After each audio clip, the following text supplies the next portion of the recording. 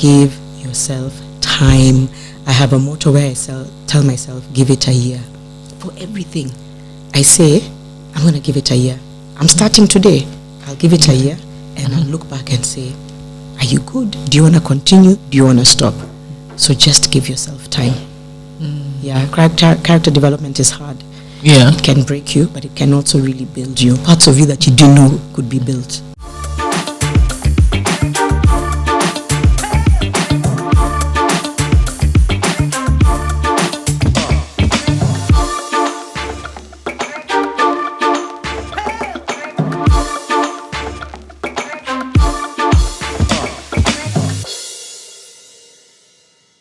What's up, guys? Welcome to the podcast. My name is Chepto Ekboyo, and today we have Janet Mbugua, who's an actor and a media personality, but she doesn't need that introduction. Karibu sana. Thank you, Chep. I call you Chep. Ama, there's some places you're like, please don't call me that. Kama unijui sana. Actually, kila mtu ananitaka Chep. Takuita Chep. Ukisema Chepto Ek, again, people don't get it. Nice to see you. I believe I've met you several times, but yes, we haven't sat together, so it's nice to sit with you. I am really honored to have you on this humble podcast. Humble, the way you're doing so well. Karibu sana. Thank you. So now, we have seen you in diverse roles, from Rush, Monkey Business, Salem rather, Monica, Rush again. Yeah, season 1 and 2. Season so 1 you're and right. 2. Yep. Yeah. Why was this the right project for you to come back on telly? That's a really good question. I think the combination of timing. I did Rush in 2013. I had a very different life. Yeah. It was before the kids, before family. Fast forward, it's kind of why I was nervous about acting, because over the years people had approached me. Yes, I've done, like in Monica, Salem, those were very small roles. Major roles which I had been approached for 1 or 2, I'd said I don't think I can balance it. But the timing of Kash Money from, first of all, Insignia Productions, who I think are incredible, very supportive, very progressive, very professional. The role itself, because when they approached me, I was like, are you guys sure? There's so many other amazing actresses.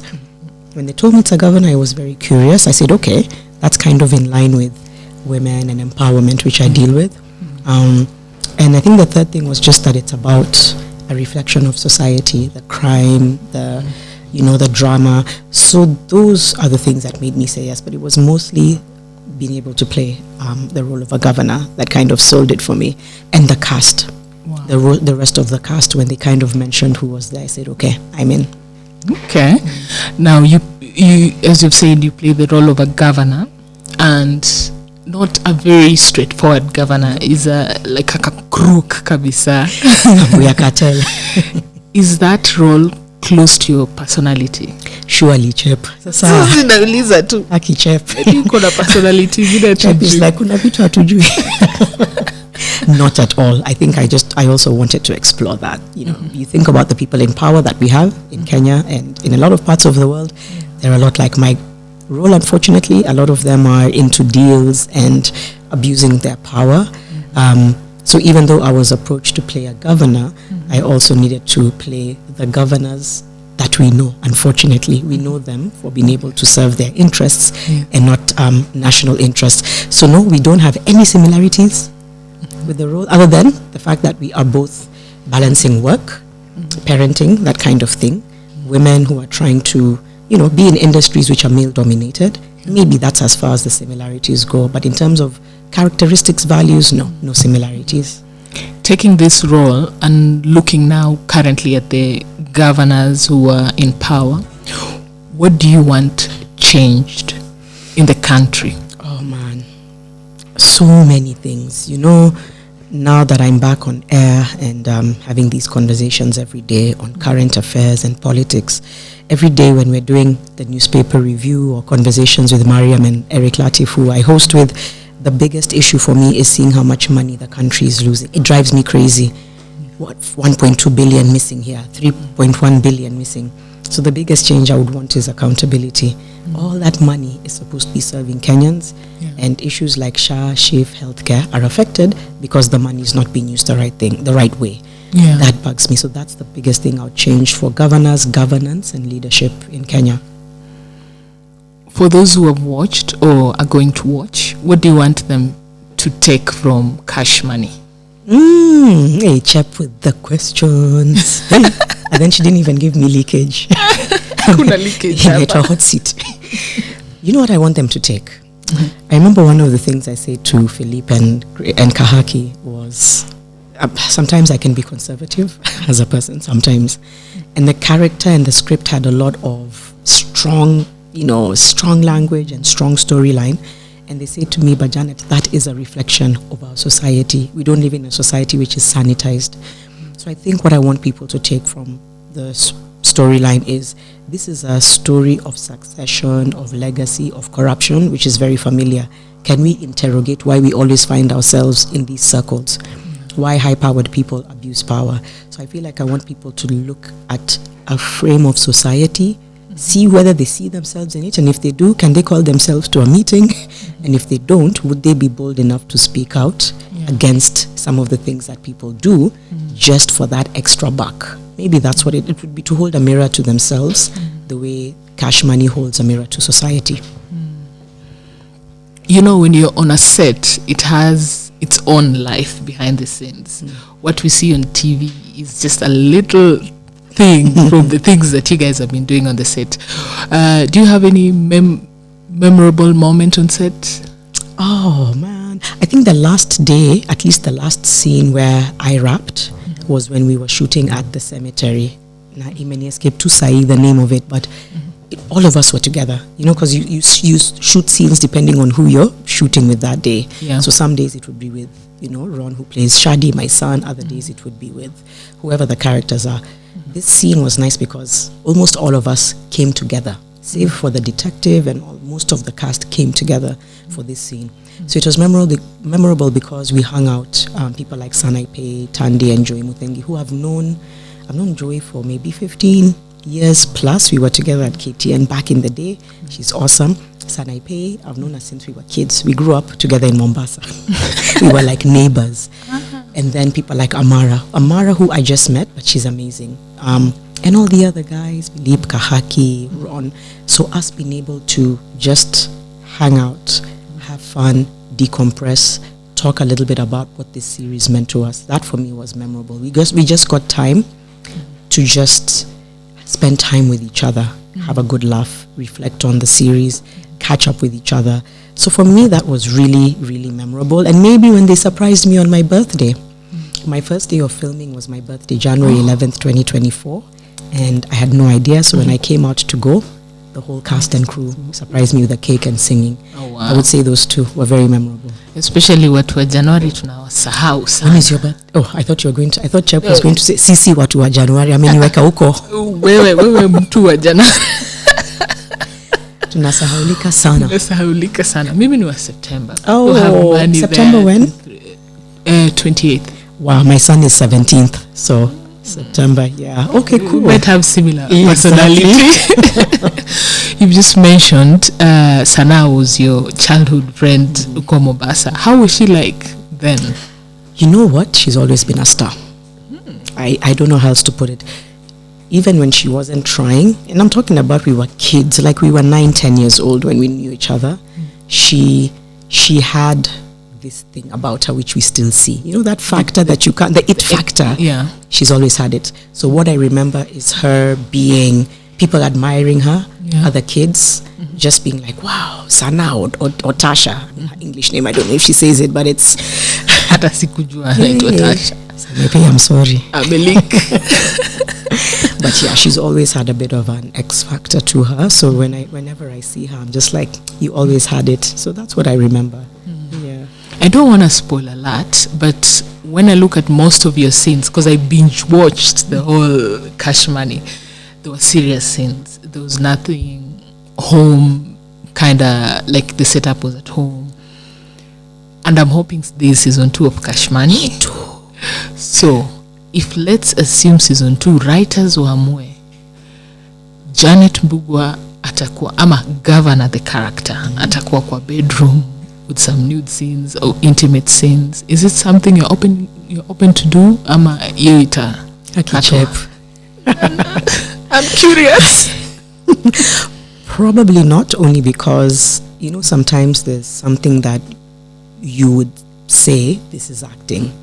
But I think because I'm, I've got my kids and my priorities are a bit different, it would be difficult for me to do it. Also, I'm constantly evolving and trying to evolve my faith.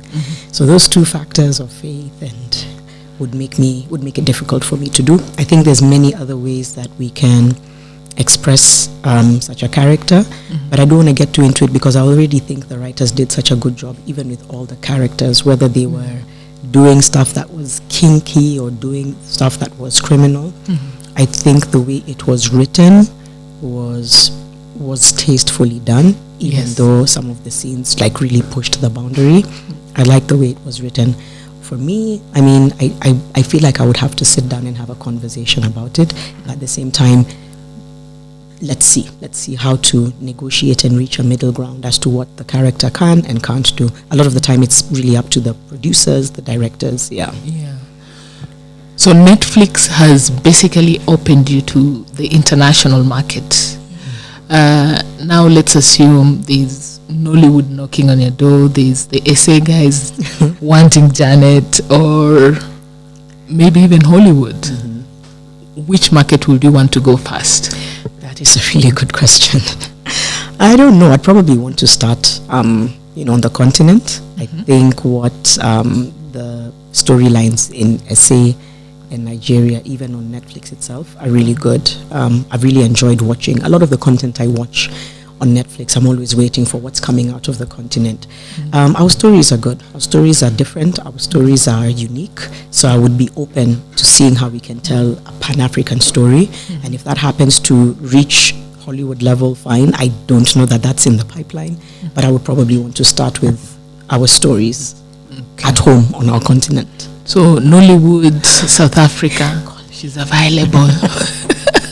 Where I feel like there's a long line of people before me, and I'm not saying that, to look down on me, but yeah. I believe in favor of God. Yes. I'm also a spiritual person, so I think that one will rapidly get you to whichever market. From your lips to God, yes. From Chep's lips to God's ears. So call happen. Me. Call her, then she'll call me. Yeah. Pass the number. Now you are a media personality, an actor, founder of Inua Dada. How do you balance all this? Plus also a speaker, moderator, a mother. Oh, that's the number one job. No, imagine with all that. I think over the last few years, I started looking at what is a priority for me year by year. So, for example, when I started filming with Kash Money with Insignia in January 2024, I told myself that quarter, my priority is Kash Money, a bit of public speaking, and then the kids. The foundation, you get a team to run it.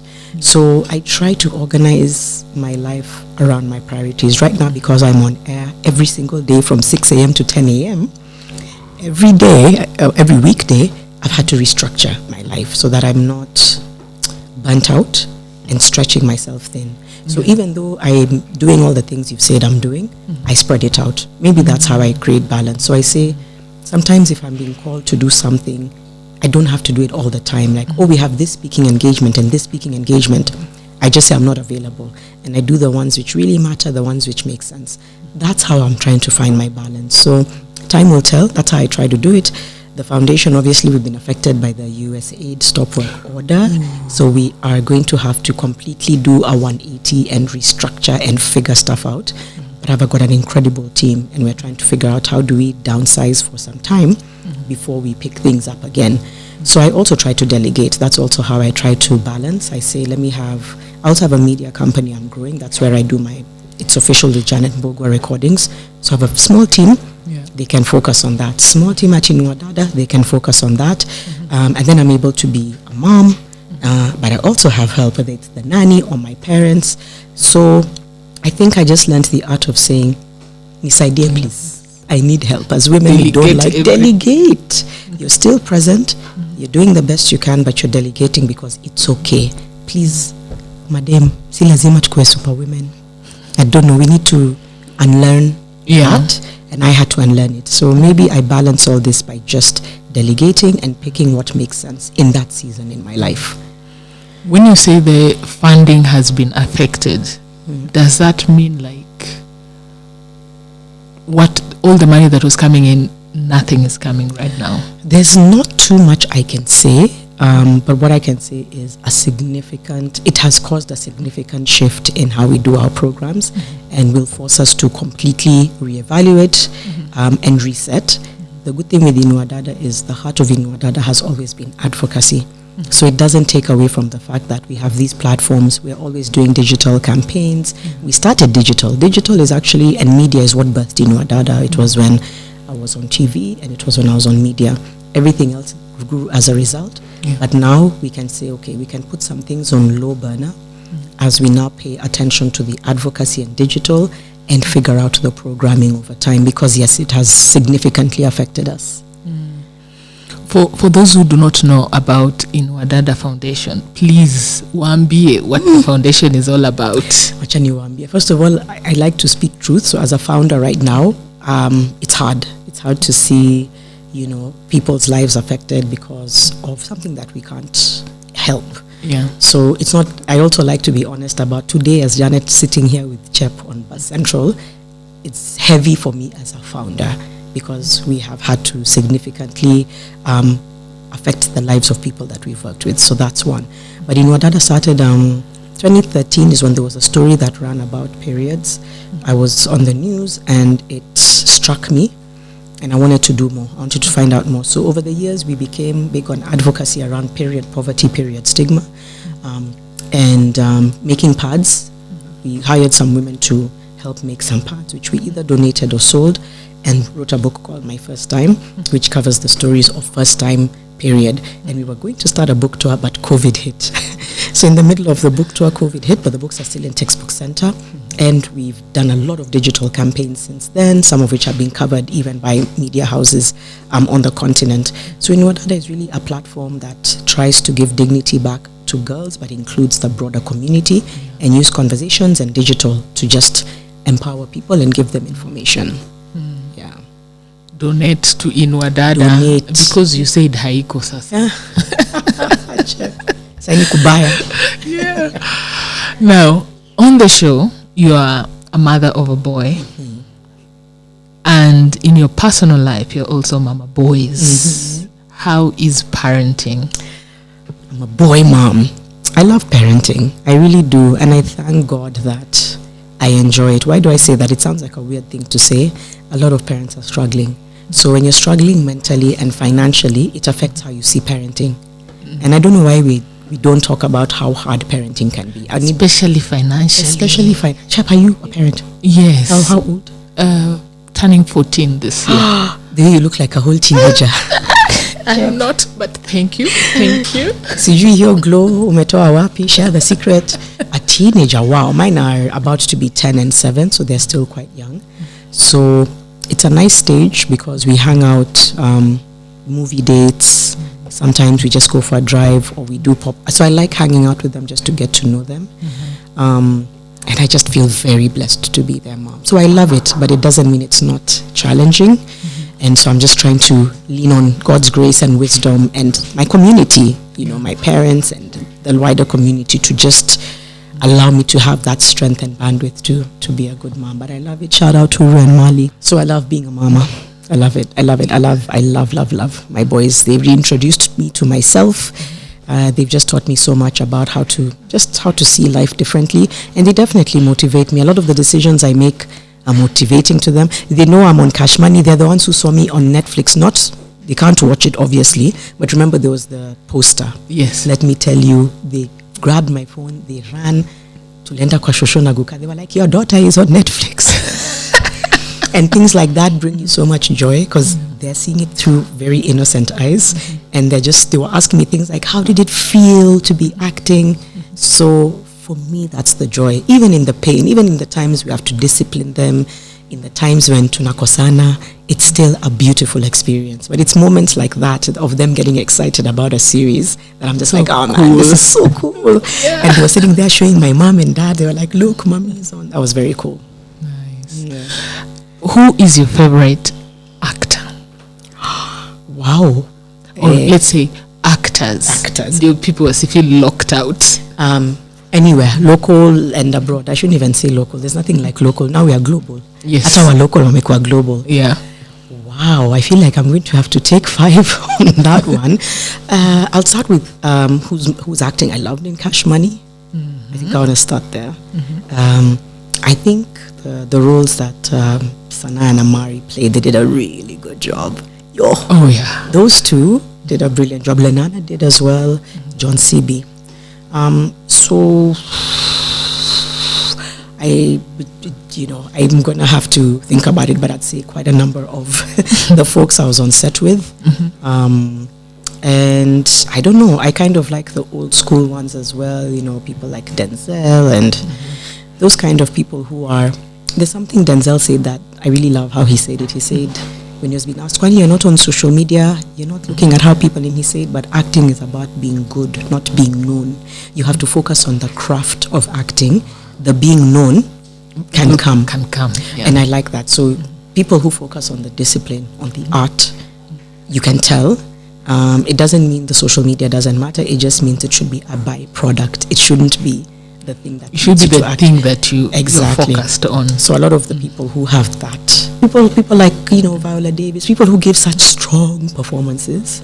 But there's also people like Issa Rae, this young demographic of just really smart, brilliant, especially black actors and actresses. And yeah, like I said, closer home, I just think we have so many that we can lean on. So yeah, it's quite a number. Before Rush, did you always want to be an actor? I'm sure at some point in my childhood, I would look at the TV and say, I want to do that. I grew up in the Coast. So Coast, we got things like KTN late, after everybody. So we never really had exposure. And so when we saw it, we were like, wow. Finally. And so everything and everyone we saw, whether it was from, the late Catherine Kasavoli to movies, whatever it was, the Rambo, whatever movies they were, it was just wow. So of course it made me say, I want to do that. I don't know if I really meant it. But I'm not surprised that I've done a lot of creative things because I've always been drawn to creativity. Acting, my sister sings, my brother sings, my 2 brothers have acted. Oh yeah, by the way, I interviewed your Kevin, brother Giza. What? Look at that. Yeah. There we go. So we used to really sit around and watch. I don't know that I can say I always wanted to be. I knew TV and media was something that at the back of my mind, watching the news, watching Kina Kathleen Openda, I used to be like, man, one day maybe. But I was in Coast, a small city, a small place, and it doesn't look like it's possible. Yeah. But one thing led to another. I'm aggressive in a way that doesn't have to be forceful. But when I think about the fact that I found a job at Capital FM when I was 19 years old, I didn't know anybody, I didn't have any godfather. For me, that speaks to the kind of, resilience and so that has followed me. I said, I'll try. And if they say no, I'll try another place. I went for my studies, came back, KTN. I didn't know anybody. No, it had to be a formal interview. Like that. That's just been my journey. So I knew that I wanted to do something. I didn't think that I was built for media because people in media didn't fully look like me. Whether my size, whether my race, whatever it was. But when the opportunity presented itself, I took it and I flew with it. And now when I think about acting, yeah, for sure I would do it again. Given the right storyline, the right production company, the right castmates. It's something that now I'm like, you know what, I can explore this. Talking about media, the media space is so challenging right now. It's either low pay or redundancy. Now zunguke in other media houses. What will you tell young journalists who are really struggling now? Are like, should I quit? Should I leave this? Another really good question. There's something I like to tell people which is true. Remember, I took an 8-year break from mainstream media. What was I doing? I was using my phone. I was using social media. I wasn't waiting for somebody to say, please come back on air. I had to rethink a lot of things in my life, and I wanted to pursue my passion of public speaking, moderating, being a founder. So my digital space became my workplace. And here I am, even though I'm back on mainstream, it has a very big digital media integration. So I want to tell journalists that yes, globally, not just in Kenya, globally there's a lot of shifts happening in workplaces, whether it's media, whether it's corporate. The world is changing and evolving. Employers retaining employees is becoming challenging. So people are rethinking and reshifting their focus and their goals and how they hire and everything.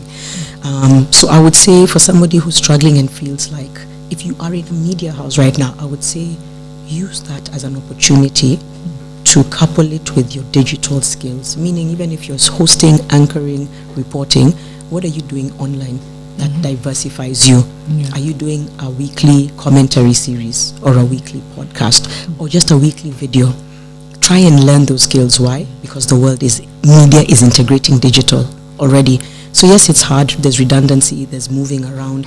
Even though I'm back somewhere and I'm so grateful, you just never 100% know. And so you have to keep working hard where you are, do the best, and couple it with something outside. Make sure you use Nisimu. Use your phone. The world is digital.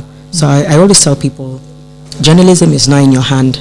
So what are you using in your hand that can keep you going long after media and other job markets continue to shift? You can still stand with your phone, be strategic, be consistent, and think about how you can diversify income generation. Be patient. There's not a lot of patience, and patience is hard, Chep. I don't even know. One day I'll ask you. Consistency. Patience. And then kujituma. You can't be media and then usijitume. I love that. That won't work. It won't work. So it's okay. Maybe you're seeing me and Chep and we're here. Chep has a platform, Janet has hers, and it doesn't mean that we haven't had to go through certain changes in the industry and adjust to them, but also doesn't mean that we're also not thinking about how to keep diversifying. Always reinvent and diversify. The world is constantly reinventing and diversifying. You can't be left behind. You earlier spoke about spirituality. What led you to this journey of spirituality? Character development. Simple. Straightforward. Okay. Why character development? No, let me put it this way. I don't know, maybe you're the same. A lot of us, I think, grew up in some kind of spirituality, in Sunday school. So there's like a seed that's planted. But over time, you hear your mom or your dad or your uncle, auntie say, and you're like, Sasa, where? I became a mom, and life happens. You kind of face all these new challenges. And I found myself going back to God. In 2022, something really interesting happened. I was going through so much of a change in my life, and it was hard. It was hard on my soul. It was hard on my spirit. And I promise you, I feel like this was an encounter because I was sitting on my bed. I just picked my sons from school, and I just got off a call with somebody who I had thought was a friend, but they had ended up actually really betraying my trust, and I was just sitting in shock. And I'm there, and I just heard a voice say, "Go to Karura. I'll meet you there." You know those things that you hear and you're like, what? Did I hear right? Literally. And it was very calm, very quiet. So I said, okay.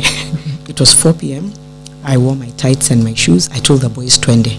So for them, they were just like, hey, adventure. So we went and we took a walk. And as I was walking, this voice said, you've given too many people power over you. Why are you giving man power over your life? You need to lean on me. And I cannot explain to you how that encounter in 2022 led to me completely making decisions that to date it hasn't always been easy. I think there's always a period of wilderness, but I truly believe that was God just saying, you need to get back to me. Now, was it easy and overnight? Nope. I was still acting a fool and doing all these things, but I was seeking him intentionally. Until in 2024, I said, okay, you're going to have to try and take this seriously. It's still a journey, but I would say I found him then in a big way, and I'm pursuing him more as I go along. But 2022, even 2021, December, when I stopped drinking, it was a very gentle voice. I was just at home, at my folks' place, and I was holding a glass of wine or sangria, and I put it down, and the voice said, that's your last drink. So I was just like, what? It's not like I was And I remember being like, huh? And just like, it's cool, just for now. That's your last drink. So the two voices for me were very gentle and a reminder. So I believe that's how I kind of began to see God, because I'm like, it couldn't have been anyone else. Yeah. It was gentle, it was powerful, it was affirming, and it was about releasing what no longer served me. And I think that's how I really rediscovered God, and I'm still trying to be a disciple. Hey, my God. Sometimes I'm like, are you sure you want me to be a warrior today? So I still have a lot to learn, but I'm trusting, yeah. And you? Me, actually, I don't drink alcohol. No, but also, Mungu akuniongelesha. That sound didn't come to me, but it was after partying at night. So it is around, I think it was around 2 a.m., 3 a.m. And I'm in the club and my pals are like, let's go home. And I'm like, is this all? Like, if it's clubbing, I've done. If it's drinking, I've done it on a crazy level. So is this everything? And I just decided on my birthday. This was when? This was, I think, 2020. Same year. Which month? September. Wow. So on my birthday, I had my last drink, and I said, let me take a 1 year sabbatical. I'll be back in a big way. I was even bragging, I'll be back. No, Rudy.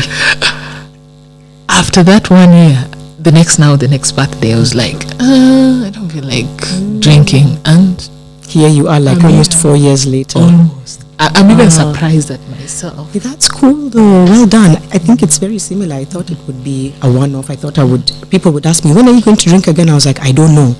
Genuinely, it could be tomorrow, could be in 10 years. I told myself, I'm not putting any pressure. But here I am. 2025 will be 4 years. Congratulations. Congratulations to you too. It's hard. Going to events, the wines, friends, parties, it is really hard. Do you still struggle when you go to parties, or now umefika mahali you're like, I don't actually struggle, but I don't like when guys force me. Exactly.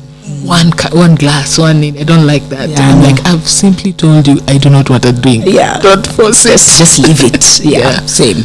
But for those who are now going through their journey of sobriety, or they're struggling, now these are guys who have a problem with drinking, what will you tell the guys?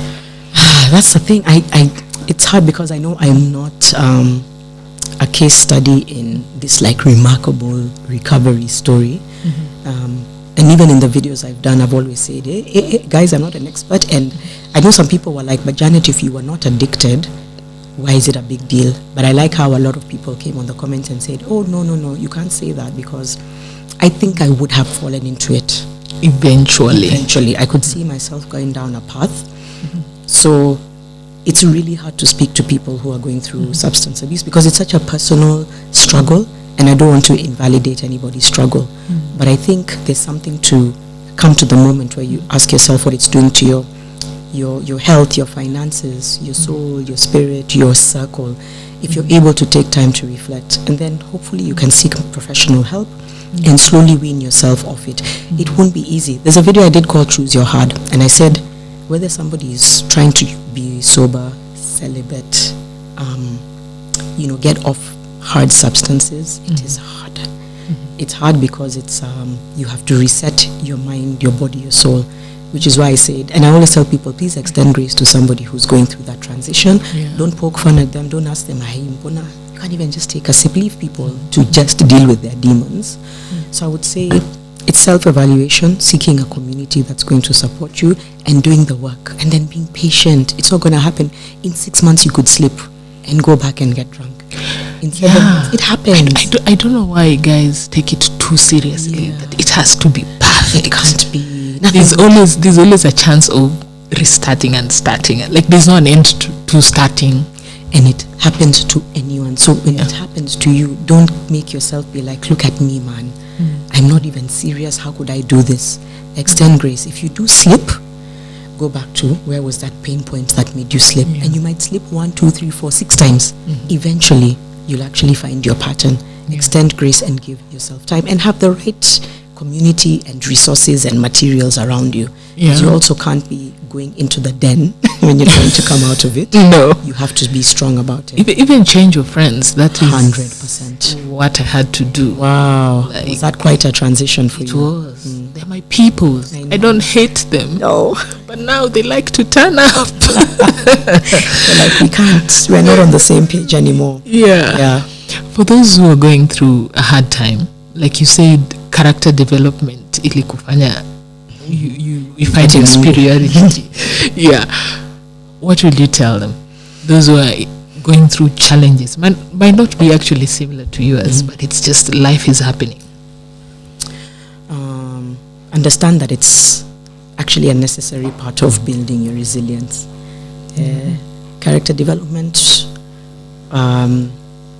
it either builds you or breaks you. Sometimes it breaks you down to build you back up. So you have to see the lesson in it. I think that's what I would say. Even when you're just like, oh my God, even right now I'm going through another version of character development because of the foundation. You see, by the way, it doesn't end. Character development doesn't end, it evolves. What changes is your approach. So now, before I would be like, by the way, Siwezi, and you go into bouts where you're just so sad, so heavy. So now when there's a new phase of character development, I ask myself, what's the solution here? Where is the pain point? How you feel is valid. You're feeling sad and angry? Sawa. What are you doing? What tools are you using? Are you using the tools to ground yourself? Go for a walk, therapy, spend time with people who love you, and just reset. Just say, okay, I had to shut down my organization because the funding went. I put so much in this. What do I do now?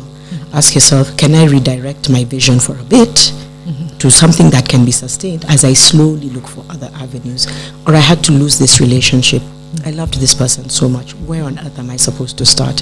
You start by asking yourself, okay, first pour into yourself, heal, and then start the journey to say, do I want to be with somebody new? Do I just want to be with myself a bit? The solution is always there. We just have too much noise around us to hear ourselves. The first thing you need to do is hear yourself. Jite kwa mkutano. People know me for saying, call yourself to a meeting. I do it all the time. I had to call myself to a meeting with this stop work order, call myself to a meeting when I was going back to media. You call yourself to a meeting for every transition in your life, because every change, having a child, being in a relationship, losing a relationship, finding a new, it's all transition. There's a bit of trauma that can come with it. There's joy that comes with it. Okay. Just have that honest conversation with yourself. And then when you come out of it, what boundaries do you need to draw? Like you said, even I had to make some changes. Who do you need to talk to? Who do you need to make amends with? Who do you need to release? What do you need to release? And then give yourself time. I have a motto where I tell myself, give it a year. For everything, I say, I'm going to give it a year. I'm starting today. I'll give it a year, and I'll look back and say, are you good? Do you want to continue? Do you want to stop? So just give yourself time. Yeah, character development is hard. Yeah. It can break you, but it can also really build you. Parts of you that you didn't know could be built. Yeah. They say when you're on a journey with God, or you're starting your spirituality, He has to clear everything that is on the slate, and you're in this limbo where nothing is happening, things are not moving, but you're growing, spirituality and other ways. Did that happen to you? I love that, 100%. Where you're just in a waiting season, you're like, like, when is it ending? Into a wilderness. Please read about the wilderness. It's real. Oh my God. So when I found myself stuck, when I'm just like, my mind is telling me the same things and I can't get out of whatever it's telling me, I'm very good at reading up on what is going on with me. I go online, I'm like, oh, wilderness. And then I have a friend who's like a spiritual guide. She doesn't even know it. She just drops gems. She's just like, there is this phase called the wilderness. This is what it's refining you. And refining, when you think about an eagle or a bird growing its wings, it has to shed. When you think about a butterfly, it has to come out as from being a caterpillar. Every transition comes with a bit of discomfort and pain. Now the problem is we were not taught how to handle discomfort and pain.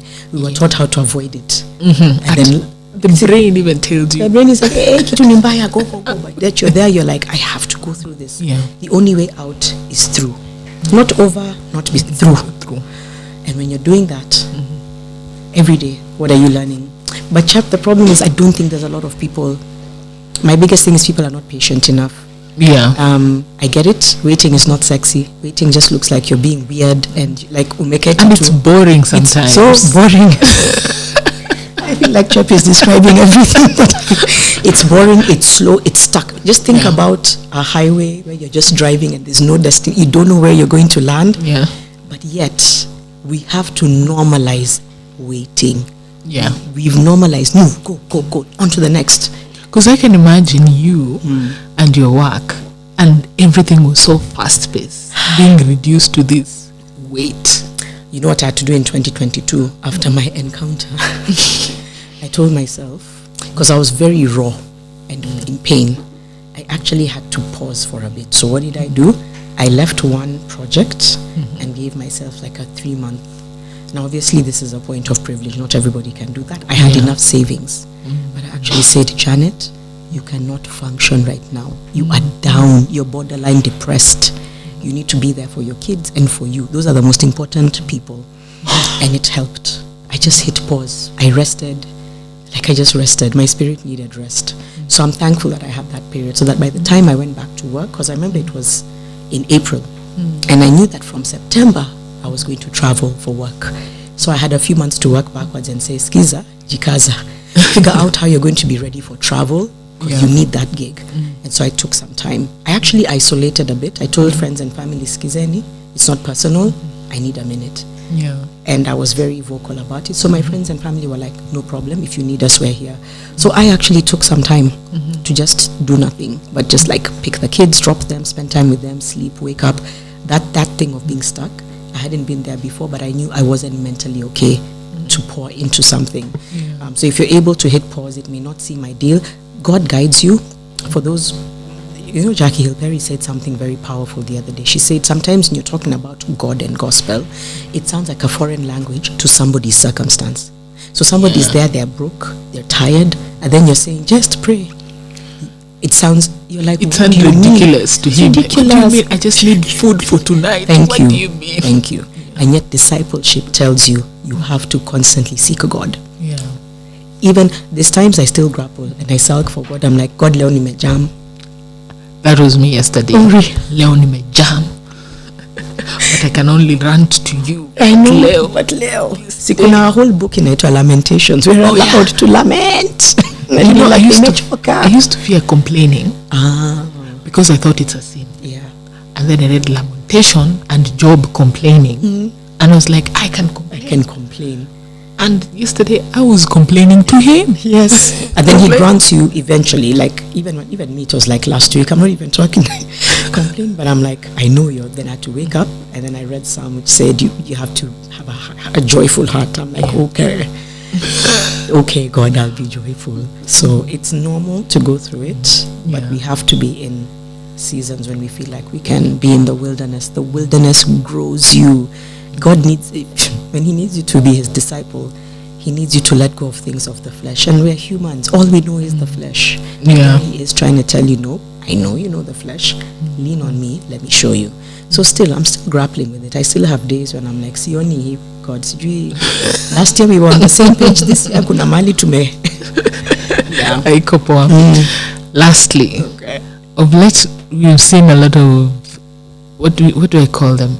Influencers, social media personalities, known people struggling online because of living beyond their means. The lifestyle you're showing has now catched up to you, and you could not afford that lifestyle. As someone who's in the same sphere, what will you advise them? Hey, Chep, tulikuwa tumefika mahali, I was just like, then you just come with another question. I feel for a demographic that is growing up in a 100% digital. So I grew up with analog and then I found digital. So I think some of us have that balance of we know same to you. Yeah. So you know the world before digital and the world after, and a lot of us are able to balance the two. And I think that's, you're a millennial. Yes. I think that's why millennials have a lot of longevity. If you notice globally, a lot of the people who stay in industries for long are millennials. Yeah, because we've had the somehow balance. loyal to, again. Yeah, we have that. Exactly. And we can really weather storms, and we know there's a world where people don't need to see what I'm eating, drinking, and it's fine. Yeah, there's a world that needs more from me. A lot of these people don't know that, and I feel for them, and I can't castigate them and be like, hey, wana, it's not. I'm like, that's all they know. But I think you need to ask yourself what your algorithm is throwing at you, even as you're somebody who is in the content creation space and you're living beyond your means. Who is it for? You know, and I know some of these things come with age and wisdom. But when you actually ask, I've even seen some young content creators stop living for people. They just wake up and they're like, you know what? This is no longer serving me. Yeah. So they're very good at catching themselves, but they're also very good at going down a rabbit hole. Oh, so yeah. for the ones who are going down the rabbit hole, eventually it's character development that will shake you out of it. You'll get to the place where you're on your knees. And in that space, I pray that they can find the wisdom and the community to tell them, Chep, it's okay. Kuja home, kuja nyumbani, ata kama ni ushago. Just come for a month. Yeah. Eat, rest, sleep, pray, and then let's start over. I want to say to them, you know, don't be afraid to take a different route that may not seem popular. Remember that a lot of your peers are taking that route. Yeah, they're just not telling you or showing you. Yeah. And at the end of the day, is it serving you? You know, it serves you when you're using funds to go and do a gig, and then you're getting the funds in return and you're able to have a certain lifestyle. But in its totality, is it serving you for real? For nikuji nini? The same thing, calling yourself to a meeting. And I'd say when the world is hard on you, when you're trending and you're being trolled and trashed, you can also log off for a bit. Yeah. You have to learn how to sustain yourself. How long have you done media? 11 years. And actually, the podcasting thing, podcasting, blogging thing, like the personal journey of Buzz Central has been over 8 years. Oh, no. I am still to yield fruits. No, fruits are coming. You don't worry. Sustain. Itakuja. So my point is, a lot of us kind of know how to sustain. There's times that you sit back and be like, I'm going to just take a minute to think about whether this next step makes sense. Then when you get there, you sustain again till you get to a point of reflection. I call that sustaining momentum. Yeah, but there are times I took a break. Yeah, that's what I mean. Like I just get tired and I'm like, I'm not quitting, I'm just pausing. Now, she has answered the question. You have to learn to hit pause. Yeah. You cannot go. It's not in our human nature. Animals don't do it. Bears hibernate in winter. They go somewhere and they rest and then they come back. I have dogs. I love dogs. I love pets. And I watch them. They're so good at resting. Yeah. Animals are very pro-rest. Even though they're in the wilderness surviving. We need to be. So always learn to hit pause. When you feel like I hit pause in 2022, that's what I did. And so for that person, it's just to say like, man, there's another world when you sustain momentum. And I'd also say, pour into a cause. Pour into a cause. It doesn't make you I'm trying to be Mother Teresa. Guess what? Around you, there's girls who need pads. There's boys who need mentorship. There's people in an old people's home that need clothes. There's safe houses that need counseling or that need volunteering. Pour yourself into a cause so that you can find something that is bigger than you. You are just a small part of this entire universe. If you're being driven by your ego and your pride, pause and find something that is bigger than you. You will then begin to find yourself again. Wow. And on that note, thank you so much. Thank you for coming to my TED Talk. And thank you, Chap, for therapy. Send to me invoice. Sitakutumia invoice. Thank you guys for watching the episode. Please subscribe. I will see you guys on the next one.